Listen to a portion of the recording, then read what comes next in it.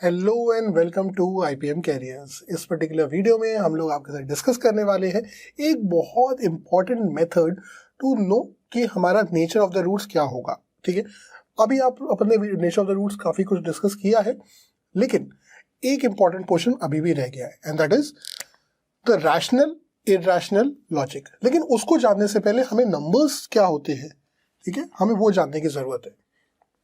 तो हमारे numbers basically तीन टाइप के हो सकते हैं। ठीक है, one would be real numbers, तो जो नंबर्स रियल वर्ल्ड में एग्जिस्ट करते हैं, and the second would be नारियल नंबर्स। मतलब नारियल मतलब कोकोनट वाला नहीं, yes, imaginary numbers is the right term for that. Okay, and the third is undefined numbers, वो नंबर जो एग्जिस्ट ही नहीं करते हैं, जिनके बारे में बात करने की जरूरत ही नहीं पड़नी चाहिए हमें। ठीक है, सो इवन इसमें हर चीज में बहुत इंटरेस्टिंग मैथमेटिक्स जुड़ी हुई है। तो undefined numbers is something upon zero का फॉर्म। ठीक है, सो अगर मेरे पास जीरो चीजें हैं तो मैं किसी में कितनी ही चीजें डिवाइड नहीं कर सकता ना। लेकिन अगर आप नोटिस करो या आप अपने कैलकुलेटर लेके बैठो तो आप बोलोगे 5/1 क्या होता है। चलो ठीक है, 5/1 वुड बी 5। 5/0.1 क्या होता है 50। 5/0.01 क्या होता है 500। 5/0.00000 खूब सारे वन करोगे तो वो नंबर उतना ही बड़ा होता जाएगा। मतलब अगर आप जीरो के पास जितना पहुंच रहे हो, ठीक है, उतना ही आप अपने नंबर को इंटेंसिफाई कर रहे हो। ठीक है, लेकिन एट द सेम टाइम अगर मैं बोलूं कि -5/0.1 कितना होगा, okay, so that would be how much. -5/0.1 कितना होगा, इट वुड बी -50। ठीक है, -5/0.01 कितना होगा, -500 एंड सो ऑन। तो अगर आप यहां पे नोटिस करो तो क्या हो रहा है, आप अपने नंबर को उतना ही छोटा करते जा रहे हो। -5/0.00000000001 क्या होगा, it would be a very huge number but with a minus sign. तो जब इतना माइनस साइन के साथ एक बड़ा नंबर है, इसका मतलब वो नंबर उतना ही छोटा हो गया है। तो अगर आप माइनस साइन से करते हो तो आपका नंबर उतना ही छोटा होता जाता है, और अगर आप प्लस साइन से करते हो आपका नंबर उतना ही बड़ा होता जाता है। लेकिन फिर भी हम बोलते हैं, तो बाय दैट लॉजिक लोग कहते हैं कि something upon zero should be infinite. नहीं, it is not defined only. ठीक है, ऐसा क्यों कहते हैं, बिकॉज ऑफ दिस ग्राफ। ठीक है, द ग्राफ ऑफ 1/x क्या होता है, कुछ ऐसा होता है। तो मतलब जब हमारी x की वैल्यू जीरो के पास है तो वो वैल्यू बहुत ऊपर तक जा रही है, मतलब y इनफाइनाइट प्लस इन्फिनिटी। और जब हमारी x की वैल्यू माइनस में क्या हो रही है, जीरो के पास आ रही है, तो it is becoming minus infinity. तो ना तो ये इस माइनस इन्फिनिटी को टच करता है, ना ही प्लस इन्फिनिटी को टच करता है। इसीलिए हम लोग बोलते हैं a/0 इज अनडिफाइंड। काफी इंटरेस्टिंग है ना। चलिए अब हम बात करते हैं इमेजिनरी नंबर्स क्या होते हैं। वो नंबर्स जिनके अंडर रूट के अंदर कुछ भी नेगेटिव आ जाए, they are called imaginary numbers. ठीक है, तो जैसे under root of -5, this would be written as under root of -1 into under root of 5, है ना। अभी लास्ट क्वेश्चन वीडियो में हमने ये वाला डिस्कशन किया था। अब अंडर रूट ऑफ -1 को हम लोग ने नाम दे दिया आयोटा। ठीक है, IOTA। ठीक, तो जहां पे भी अंडर रूट ऑफ -1 लगाने की जरूरत पड़े, आप वहां पे क्या लगा सकते हो, आप आयोटा लगा सकते हो। तो अंडर रूट ऑफ 5 इंटू आई ऐसा लिख देंगे अपन। ठीक है, इमेजिनरी के बारे में आपके कोर्स में सिर्फ इतना ही है। ठीक है, काफी कुछ नहीं है यहाँ पे, लेकिन क्योंकि क्वाड्रेटिक इक्वेशन में काफी यूज में आते हैं ये वाला सिनेरियो, इसलिए आपको पता होना चाहिए। ठीक है, so imaginary roots always come in pair. ये एक इंपॉर्टेंट बात और है। ठीक है, कि अगर एक इक्वेशन है, क्वाड्रेटिक इक्वेशन है, ax² + bx + c = 0, तो उसका अगर एक रूट है a + iota_b, तो उसका दूसरा रूट होगा a - iota_b। The roots of a quadratic equation अगर इमेजिनरी है so they will always come in pair. ठीक है, ये बात आपको मैक्सिमम जगहों पे सुनने को मिल जाएगी, लिखी हुई मिल जाएगी। लेकिन एक चीज इनकम्प्लीट बताते हैं सब लोग, वो मैं यहाँ पे कंप्लीट करना चाहता हूँ. This happens only if and only if A, B, C, all of them are real. ठीक है, if all of them are real सिर्फ तभी ऐसा होता है. ठीक है, इसका मतलब अगर A, B और C में से ही किसी एक में आयोटा जैसा चीज आ गई तो जरूरी नहीं कि इसके रूट्स फिर कॉन्जुगेट फॉर्म में हो, मतलब A प्लस और माइनस B के फॉर्म में हो, आयोटा B के फॉर्म में हो. ठीक है, अगर A, B, C रियल है, ठीक है, तब ये सिनेरियो बनता है. अच्छा, यहाँ पे कंफ्यूज मत होना, A प्लस A वाला A और B इसके रिलेशन में नहीं होता है. इसको आप P प्लस आयोटा Q और P minus iota Q note कर लो, नहीं तो आप कंफ्यूज हो जाओगे. ठीक है भाई, चलिए अब हम आते हैं अपने रियल नंबर्स के बारे में. तो जो रियल नंबर्स होते हैं, they exist in the real world, they can be written in the form of P upon Q. ठीक है, so all the real numbers can be written in the form of P upon Q, where obviously Q is not equals to 0. ठीक है, तो real numbers further किस तरीके से divided है? The real numbers can be further divided as two parts basically. सबसे पहले rational and the second irrational. ठीक है, सो रैशनल नंबर इरेशनल नंबर में डिफरेंस क्या होता है? पहले तो इरेशनल नंबर के बारे में थोड़ी सी इंट्रोडक्शन देता हूं आपको. जैसे irrational numbers actually real numbers की दुनिया के इमेजिनरी नंबर्स हैं, ऐसे समझो आप, क्योंकि इसका कंडीशन होती है कि अंडर रूट के अंदर एक नॉन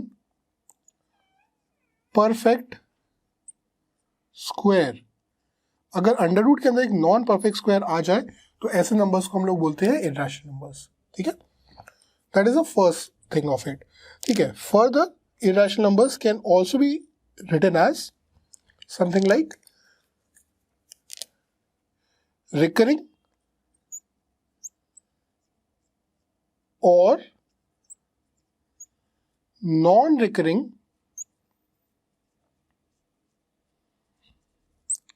ठीक है, या तो वो रिकर करेंगे मतलब रिपीट करेंगे अपने आप में, या फिर नॉन रिकरिंग करेंगे या रिपीट नहीं करेंगे डेसिमल्स. इनको भी हम लोग किसके अंडर रखते हैं? इरेशनल के कैटेगरी में ही रखते हैं. ठीक है, even the special characters, even the special character are also considered under irrational only. ठीक है, so जैसे कि पाई, जैसे कि e, all of them are what considered under irrational only. ठीक है, अब रिकरिंग और नॉन रिकरिंग डेसिमल में एक छोटा सा वर्ड और ऐड कर दो, नॉन टर्मिनेटिंग. ठीक है, तो ऐसे नंबर्स जो रिपीट करते हैं और कभी टर्मिनेट भी नहीं करते हैं, उनको हम लोग रखते हैं इरेशनल की कैटेगरी में. ठीक है, फॉर एग्जाम्पल अगर मैं आपसे बोलूं रिकरिंग का एग्जाम्पल क्या होगा? 0.141414 डॉट डॉट डॉट रिकर कर रहा है ना. ठीक है, तो उसको लिखने का एक और तरीका होता है 0.14 पे बार लगा दो. ठीक है, नॉन रिकरिंग का मतलब क्या होता है? 0.517298725678 डॉट डॉट डॉट. अब इस 8 के बाद क्या आएगा? कोई बता सकता है क्या? कोई नहीं, है ना. तो it is non recurring, repeat नहीं कर रहा, कोई फिक्स पैटर्न नहीं है इसका. ठीक है, अगर अब मैं रैशनल नंबर्स की कैटेगरी के बारे में बात करूं तो रैशनल नंबर्स की डेफिनेशन क्या हो सकती है? P अपॉन Q का फॉर्म बेसिकली. तो इसकी सबसे पहला ही डेफिनेशन होती है कि इसको हम लोग बोल सकते हैं integers is one category of it. ठीक है, the second category can be fractions, the third can be integers, और सॉरी इंटीजर्स नहीं, डेसिमल. ठीक है, तो ये होंगे हमारे 3 अलग अलग टाइप्स टू डिफाइन देम. ठीक है, इंटीजर्स वो P अपॉन Q का form where Q becomes equals to 1, है ना. तो ये फर्दर 3 पार्ट में डिवाइडेड हो जाते हैं, 0, ठीक है, पॉजिटिव इंटीजर्स, नेगेटिव इंटीजर्स, ठीक है। पॉजिटिव इंटीजर्स को हम लोग क्या बोलते हैं, एक और नाम जो इनको दिया गया है, that is natural numbers. And positive और जीरो मिला के जिनको नाम दिया है दैट इज होल नंबर्स, ठीक है।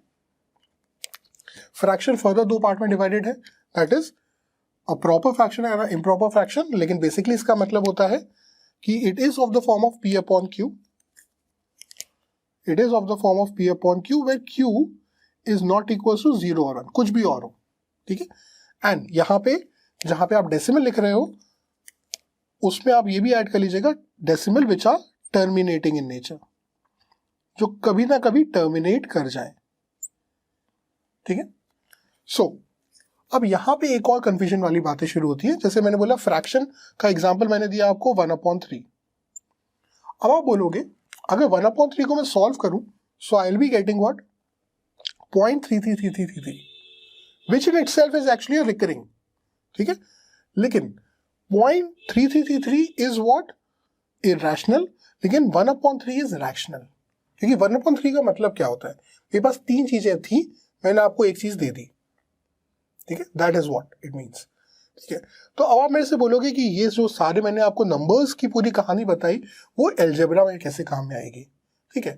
तो वो आपकी किस तरीके से काम में आएगी, हमें सीखा था श्रीधरचार्ज फॉर्मूला होता है x is equals to b, okay, plus और माइनस b प्लस और minus under root of b square minus 4ac whole upon 2a होता है ना। अब इसका मतलब क्या होता है कि x की होंगी दो वैल्यूज, एक होगी minus b minus under root of b square minus 4ac whole upon 2a, और दूसरी होगी minus b plus under root of b square minus 4ac upon 2a, ठीक है। तो इन दोनों वैल्यूज में अगर हम मैं बोलूं कि डिटरमाइनिंग फैक्टर क्या है तो ये b स्क्वायर माइनस 4ac है, ठीक है। अब तो ये जो d है डिटरमाइनिंग फैक्टर जिसकी वैल्यू होती है b स्क्वायर माइनस 4ac, ये क्या क्या हो सकता है, ठीक है। It can be greater than 0, it can be equal to 0, it can be less than 0, ठीक है। If it is less than 0 इसका मतलब क्या हो गया, x equals to minus b plus या माइनस अंडर रूट में कोई एक लेस देन 0 मतलब नेगेटिव वैल्यू आएगी अपॉन 2a, तो इसके रूट्स हो जाएंगे इमेजिनरी, ठीक है। तो इसके रूट्स क्या होंगे, p प्लस और माइनस आयोटा q के फॉर्म में होंगे, है ना। It will come in pairs. हम इमेजिन करके चल रहे हैं कि a b and c are real numbers, ठीक है।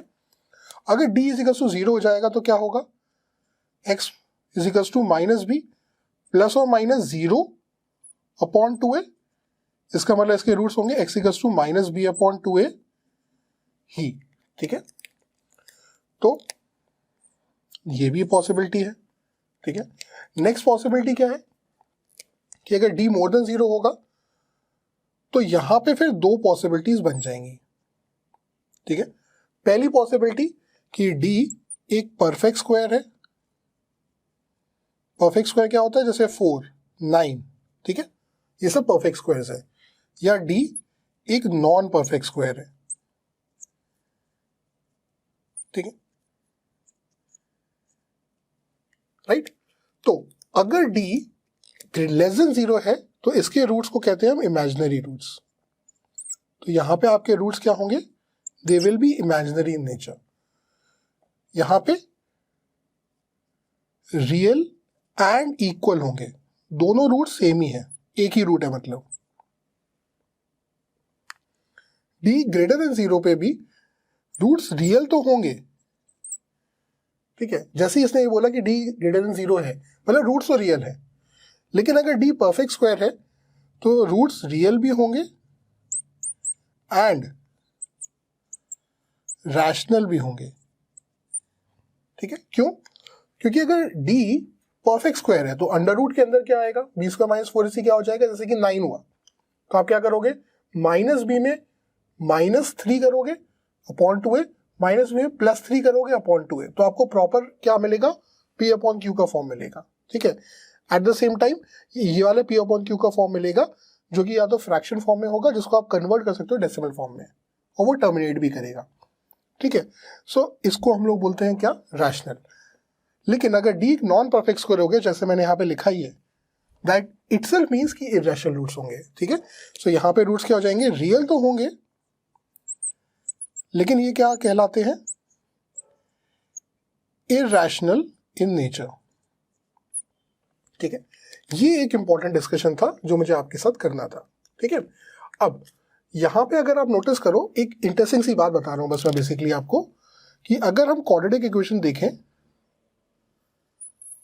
जिसका जनरल रूट का फॉर्म ऐसा कुछ होता है, तो ये वाला जो पॉइंट होता है वो क्या होता है, -b/2a, x की वैल्यू ये होती है ना, y की वैल्यू होती है -d/4a, उसके बारे में हम लोग आगे बात करेंगे। ठीक है, तो अगर आप यहाँ नोटिस करो तो ये क्या लिखा हुआ है, मैंने ये लिखा है -b/2a में से अगर कुछ वैल्यू मैंने माइनस करी तो मैं यहाँ पहुंच जाऊंगा, उतनी ही वैल्यू मैंने प्लस करी तो मैं यहाँ पहुंच जाऊंगा। ठीक है, तो ये वैल्यू एक्चुअली में क्या होती है, ये वैल्यू होती है -b/2a में से x की वैल्यू बता रहा हूं मैं, अगर आप माइनस कर दो √d/2a तो आप पहुंच जाओगे यहाँ, और अगर यही -b/2a में अगर आपने प्लस कर दिया √d/2a तो आप पहुंच जाओगे यहाँ। देखो इक्वी डिस्टेंस लग रहा है ना दिखने में। सी, यही छोटी छोटी बातें जो आपको एक्चुअली में क्वाड्रेटिक एप्टीट्यूड से, अलजेब्रा से थोड़ा सा प्यार करने में हेल्प करेंगी। ठीक है, you will try to fall in love with such concepts. ठीक है, कि कितना क्लियरली ये चीज़ें दिख रही हैं हमें। ठीक है, अभी तक नहीं दिखती थी, आई होप अब आपको दिखने शुरू हो गई होंगी। ठीक है, तो वील डिस्कस मोर कंसेप्ट्स। हाँ, ये वाली बात मेरे को आपको बतानी थी कि ये क्यों होता है, -d/4a कैसे होता है। चलिए मैं आपको बताऊंगा इसको नेक्स्ट वीडियो में।